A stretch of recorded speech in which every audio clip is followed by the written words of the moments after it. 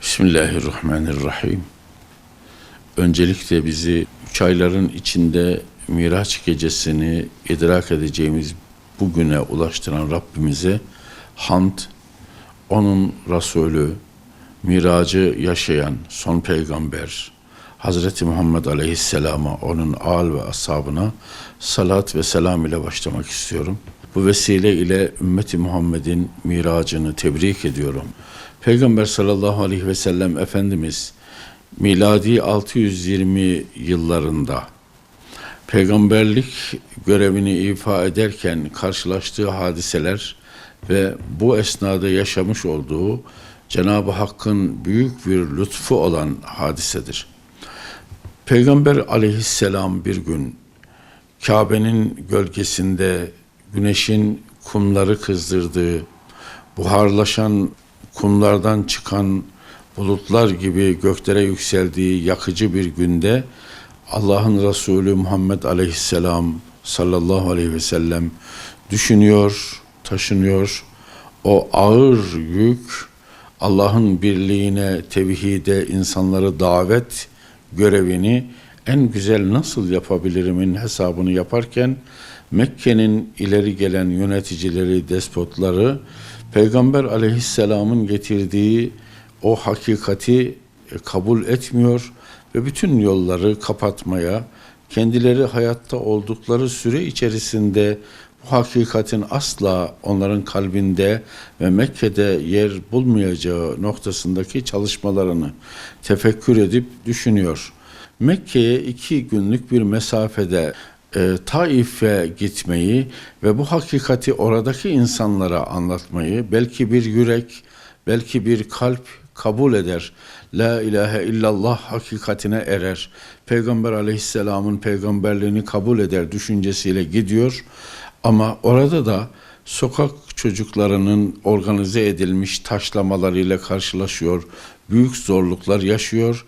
Kendisine eşlik eden Cibril aleyhisselamın bile dilersen eğer şu dağları bunların üzerine yıkabiliriz dediği zaman belki gelecekte Allah'a iman eden bir kişi, bir yürek çıkar bunların arasından düşüncesiyle o büyük peygamber ona bile karşı çıkıyor. İşte böyle bir ortamda İsra suresinin ilk ayeti geliyor. Bugün Mescid-i Aksa dediğimiz zaman içimiz aslında kan ağlıyor, yüreklerimiz sızlıyor.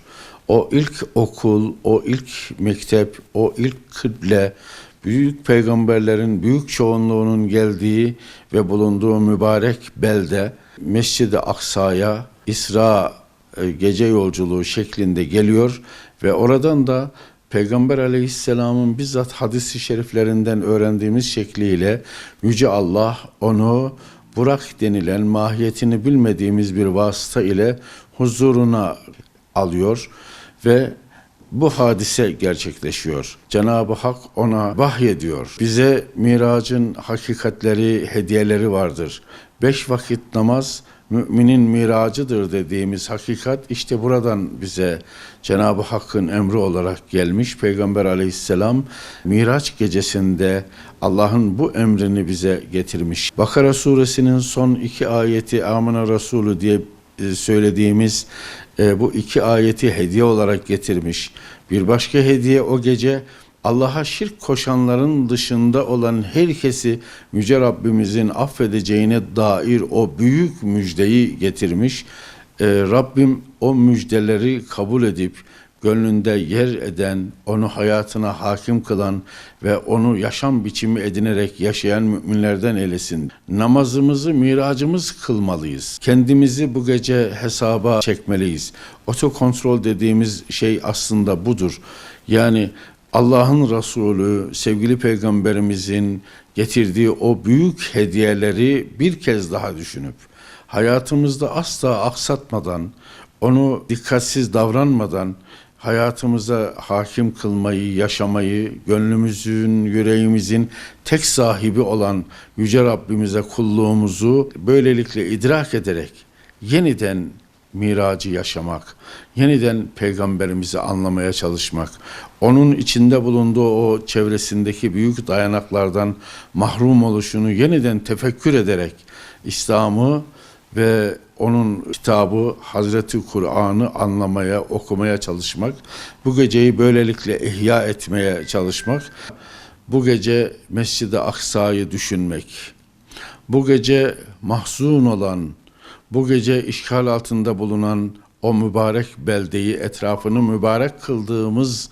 belde olarak Cenab-ı Hakk'ın bize bildirdiği o kutsal beldeyi yeniden anlamak, onun için dua ve niyazda bulunmak, yapabileceklerimizi hesap etmek, neler yapabiliriz, neyimizi ortaya koyabiliriz, duamızla, fiiliyatımızla, Cenab-ı Hakk'a yönelişimizle bunları tefekkür etmenin bizim için bir fırsat oluşturduğunu yeniden düşünmek ve ihya etmeye çalışmak gerektiğini düşünüyorum.